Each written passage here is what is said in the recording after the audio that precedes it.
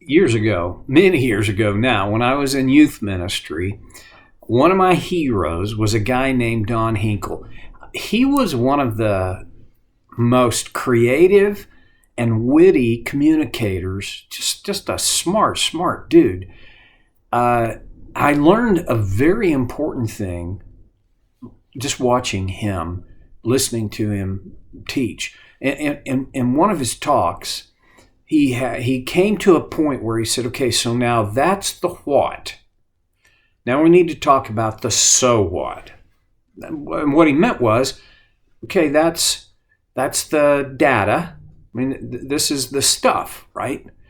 Now we got to talk about what are we going to do about that stuff. I think that's where Paul was in the Holy Spirit in 1 Timothy chapter 3, beginning in verse 14. Previously, it's been very detailed information, specifically in chapter 3, information about a character profile of elders and deacons, their wives, women in general, in fact. And so now he begins the so what. That was the what. Now he's talking in terms of so what. So although I hope to come to you soon, pause. Paul didn't know what his, future was going to be. He had to do pretty much the same thing that you and I do. We make plans provisionally on the premise that he would have certainly agreed with James on this, that if the Lord wills it, we will do this or that. He hoped, but he wasn't sure. And in case, okay, so he says, I hope to come to you soon. Although I hope to come to you soon, I am writing you these instructions so that if I'm delayed, you will know how people ought to conduct themselves in God's household. In a way, shouldn't that be the heart of Christian teaching? How do you I want the point of what I'm doing here with So Care with Stevie Boy to not just be front loaded with all kinds of information. Although, boy, I love data, I love information, and I love to think about kind of the what ifs and why fors and therefores and all of that. But the point is not be smarter. The point is conduct yourselves in God's household in a manner consistent with all this information. So what does this information do for us to move us toward, our personal conduct? And that's where Paul is. I will even say this.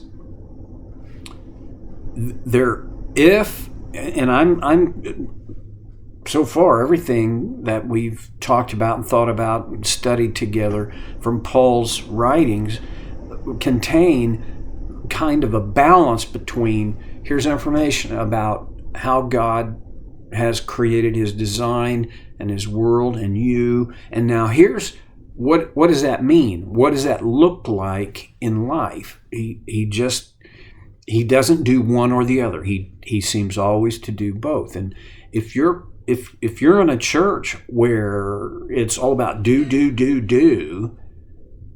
then I'm not saying leave that church. I'm just saying, boy, you got to find some way to gather the other side of that, which is be. If you're in a church that's all about be and never really about do, there are problems with that too. So, okay, do and be, what and so what. I'm writing you these instructions so that if I'm delayed, you will know how people ought to conduct themselves in God's household. Oh. Well, I've told you before, one of my I don't know that I'd call it a keystone theological view, but I will say that my principal view for how God has chosen to organize the church is on the model of a family. And Paul writes it here. He calls it the house, God's household. So, and he's talking about the church. It's very clear. It's very obvious. If the church is God's household, and I've said this before, and I'll probably keep saying it many more times, but because the church is God's family, God's household,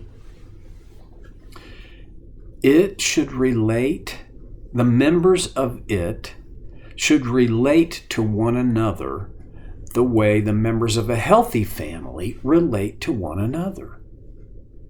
I mean, that's kind of when Paul says how people ought to conduct themselves in God's household, isn't that really what he's talking about?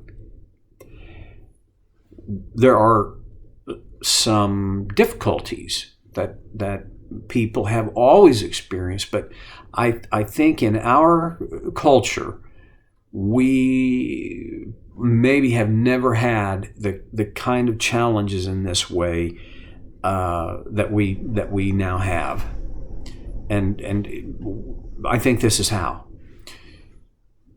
So few people know what a healthy family looks like and does, that when I suggest that the church as God's family will relate to itself the way a healthy family relates to itself, they don't have a clue what does that look like.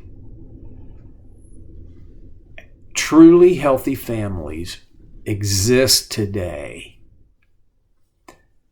I think there has been, and I don't know whether this is conspiratorial or just circumstantial, but I do know that there has been a press for 30 years or so to leave the impression that there just aren't any healthy, functional families. Every family is dysfunctional. I've read that. I've heard that. Every family is dysfunctional to some extent.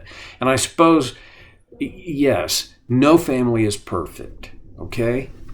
And when I talk about family health, it's on a scale of relativity. I'll admit that. Some families are much more healthy than others.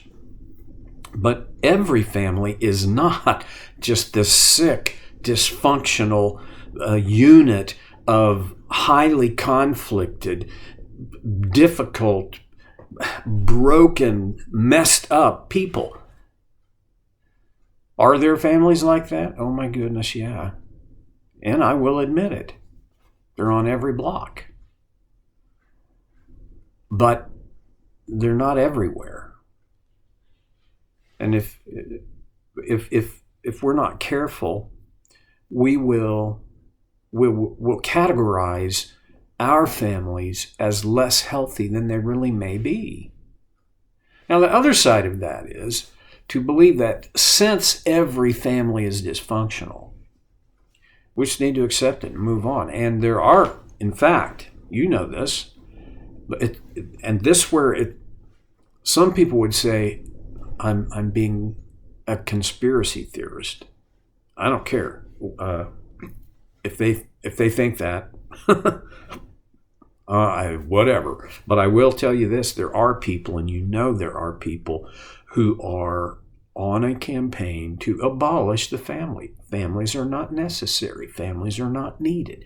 Get rid of marriage and get rid of family, for crying out. Let's broaden its meaning so that anybody who has any relationship with anybody else, that's a family. We're gonna, okay, this is gonna sound very political, so I'll put it up front, but we're gonna degenderize, okay? There are hundreds, dozens at least, of genders, and it's so narrow-minded and so, well, frankly, conservative to view that there are only two sexes. Oh, for crying out loud. What about the gazillions of people who have been born biologically as a boy or a girl, but they know internally that they are the opposite or they are other than? I mean, for crying out loud, our country just released passports where now there's a third gender declension. X. What? That's crazy. That is just, I'm sorry, but that is just cray-cray. What? Okay. I got to be careful because I could go a long ways on that. What does that have to do with what we're talking about? This. If we have a skewed view of males and females, we will never be able to have a accurate view, a clear perspective on family.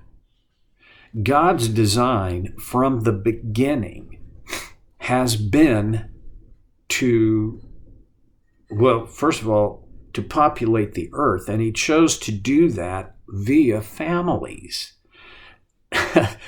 And he knew in advance, because of who he is, he knows everything, that we as people are going to struggle to pull off having good families. From Adam and Eve onward, the story of humankind has been really wrapped around and engaged with people who were trying to have good families and didn't quite get there, and people who apparently didn't matter to them whether their family was healthy and whole or what. Well, all right. Back to this. God's church is his family. And as if you're a leader in the church or a participant, I want to challenge you to consider that part of our privilege and responsibility is to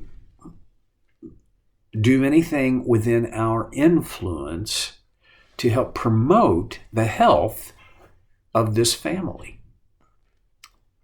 All right. This is another subject I got a lot to say about, but that's enough for right now. Paul identifies the church as the household of God. Now, I've already talked about this idea of the household, right?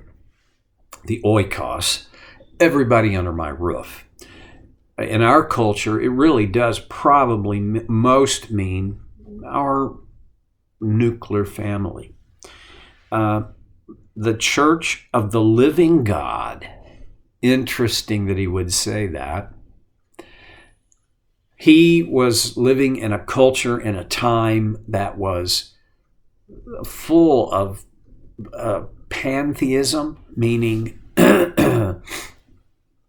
everything is a god. There are many gods. The idea of one true living God was an outlier still.